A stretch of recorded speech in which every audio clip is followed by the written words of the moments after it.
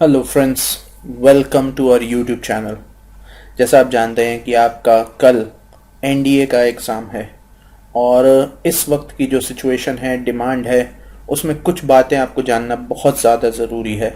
क्योंकि आपके एग्ज़ाम से रिलेटेड मैंने लास्ट मिनट टिप्स कुछ इस तरीके के डिज़ाइन किए हैं जो आपके एग्ज़ाम को शेप दे सकती है।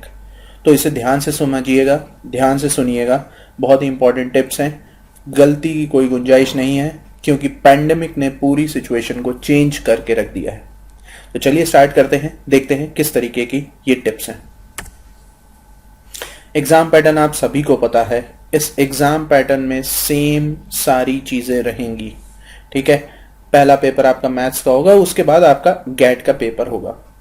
मैथ्स का पेपर ही आपका गेम चेंजर है, तो इसे ध्यान से करिएगा और इसे सही तरीके से अप्रोच करिएगा क्योंकि ये सही तरीका जानना बहुत ज़्यादा ज़रूरी है।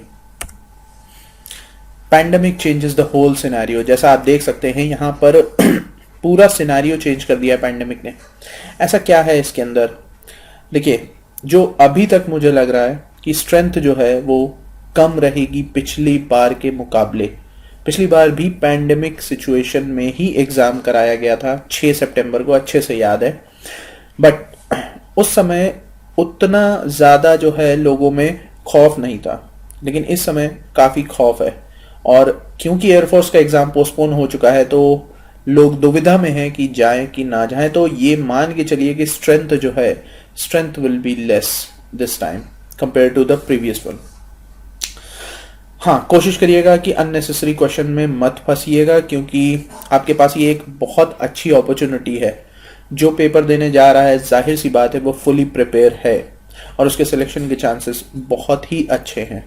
तो बस इतना करिएगा कि अननेसेसरी क्वेश्चंस में मत फंसिएगा क्योंकि वो दिए ही जाएंगे आपको इस तरीके से। और क्योंकि ये एनडीए 1 है तो पेपर आपका ईजियर रहेगा, ये बात ध्यान में रखिए। एनडीए 2 का पेपर जो होता है आपका टिपिकल होता है, ये बात ध्यान में रखिए। Cut off can be on the lower side, yes, cut off can be on the lower side. Looking at the scenario, जैसा मैंने बोला कि स्ट्रेंथ को देखकर हम ये बोल सकते हैं कि cut off could be on the lower side, but हम मान के चलेंगे कि वही आपकी 340 के आसपास की कट ऑफ रहेगी। ओके, तो आप बिल्कुल भी कैरिड अवे नहीं होंगे, बस जितना आता है आपको उतना ही करेंगे और अननेसेसरी प्रेशर अपने ऊपर नहीं डालेंगे। ओके, मैथ्स का टॉपिक मैंने कुछ रखे हैं, इंपॉर्टेंट हैं। क्यों इसे बताना जरूरी है? क्योंकि माफ करिए, क्योंकि आप यहीं पे अटकते हैं और यहीं पे गलती करते हैं, तो इसको ध्यान से समझिए। जैसा हमने पिछली बार देखा था कि रिलेशन एंड फंक्शन से अच्छे खासे क्वेश्चन पूछे गए थे और ये एक तरीके का गेम चेंजर था।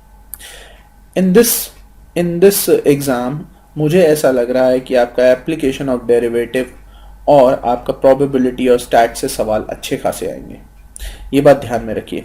हाँ, ये प्रेडिक्शन है, जाहिर सी बात है, लेकिन एक एजुकेटेड गेस है।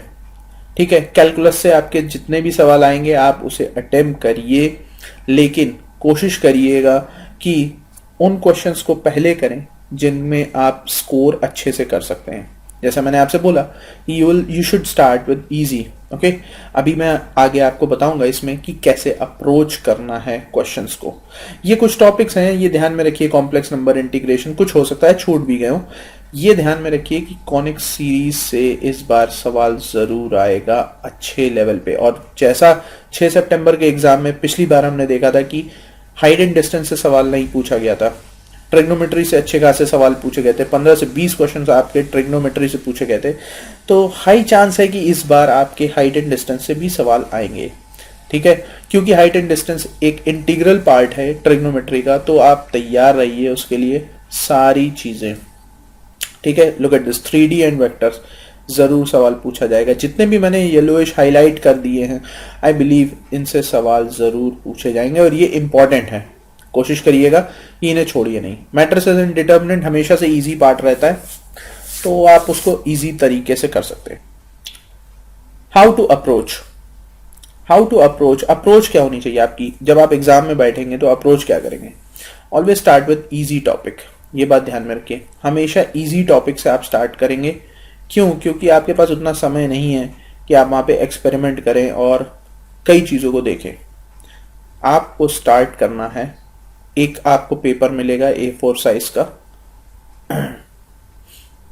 ठीक है, उस पर क्वेश्चंस होंगे दोनों साइड, हिंदी और इंग्लिश दोनों में होंगे। तो आपको अप्रोच कैसे करनी है, सपोज करिए आपने एक पूरे पेज पे 10 क्वेश्चन है और आपने 8 क्वेश्चन कर लिए, तो आप क्या करेंगे, 8 क्वेश्चन के सामने उनके ऑप्शंस लिख लेंगे जो आपने सही रखे हैं, और लिखने के बाद उसे एक साथ आप बबल करेंगे। ये नहीं कि एक एक करके बबल करते जा रहे हैं, उसमें टाइम भी आपका काफी जाएगा, ठीक है। Do not waste time in calculation, calculation पे टाइम वेस्ट मत करिएगा, खासकर बाइनोमियल में। बाइनोमियल में या तो अगर आपको सीधे टर्म वाले क्वेश्चंस मिल रहे हैं तो आप अप्रोच कर लीजिए।